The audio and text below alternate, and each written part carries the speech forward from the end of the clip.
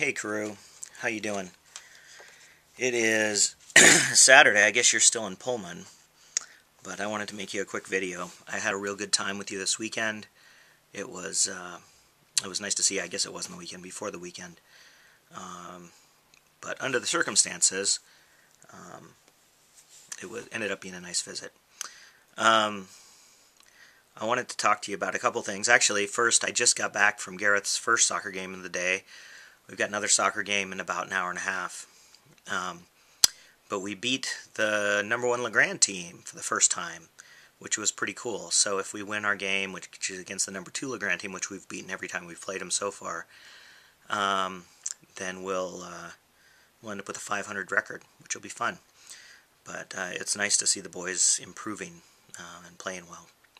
And they were pretty excited. Apparently I was excited too. That's what Sarah tells me.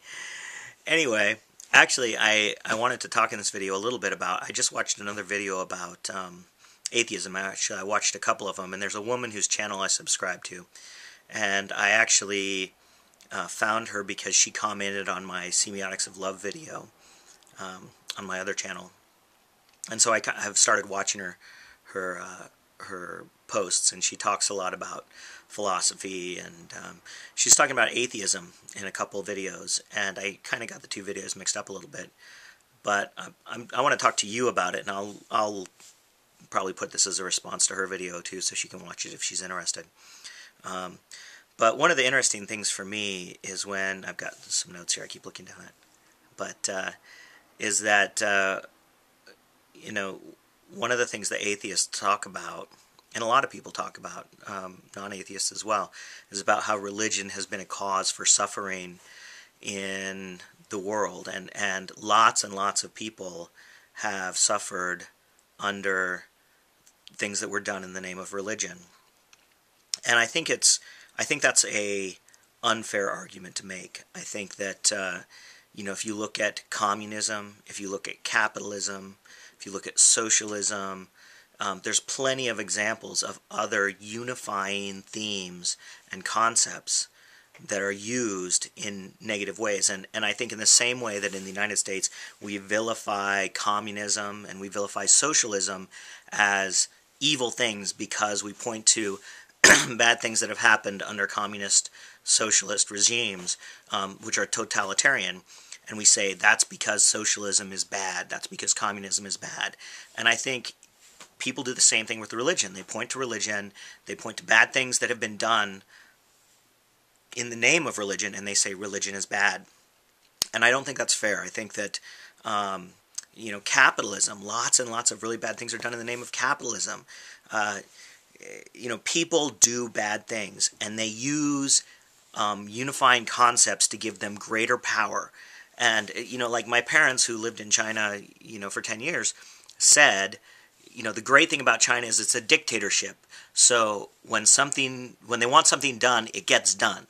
And the horrible thing about China is it's a dictatorship. When they want something done, it gets done. And so I think that religion, you know, the fundamentalism of religion and the unquestioning nature of it can lead to abuses by human beings.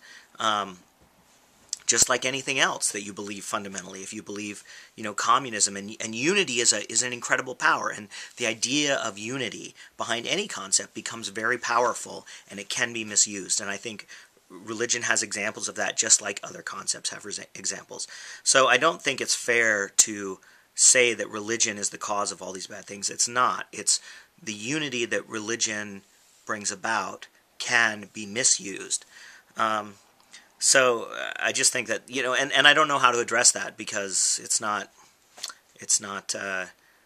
something where you say get rid of all unity. And maybe people do. You know, anarchy is the opposition to that. So maybe anarchy, you know, if you want to take that tack, the logical argument is that we should have anarchy because unity creates these opportunities for mass suffering, but it also creates opportunities for massive good things as well, for happiness and stability and predictability.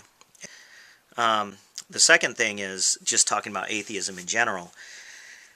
And I think in order to really start thinking about atheism, I've heard the argument, and I believe this is true, that the only real logical um, stand to take is one of agnosticism, because you can't prove or disprove anything.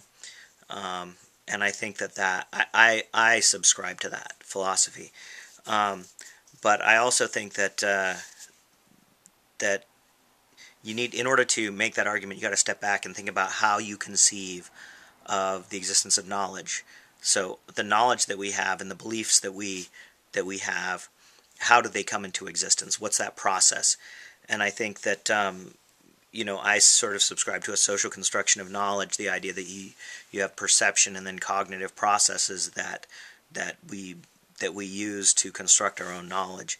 Um, Based on that process, when you think about having a conversation with somebody and creating shared understanding, um, it's it's a very complicated process, because you can't just take an idea out of your mind and put it in someone else's mind. And so when you start talking about atheism or even religion or God as a single concept that you're trying to have a complex conversation about, it becomes very, very difficult. And I think that a lot of the misunderstandings and the animosity are when people don't recognize that, and they're trying to have this complicated conversation about ideas which are constructed through very complicated processes. Um, and I think it leads to a lot of ill will and misunderstanding. Um, and as you know, I'm a Baha'i. I believe in the Baha'i faith, but and one of the interesting things about the Baha'i faith is that the writings of the Baha'i faith talk about the uncertainty of what the very concepts we're talking about. And there's a quote that says we all worship a God of our own making, which to me is consistent with this idea that we're socially constructing our own knowledge. So we construct an image of God that we then worship or we don't worship. So as an atheist, you construct an image of what a God or a divine being is, and then you decide you're not going to believe in that. Um, and it becomes when you think about that, everybody's got slightly different concepts of what this entity or non-entity is, and we're all trying to argue about whether or not it exists, which seems to me like largely a waste of time.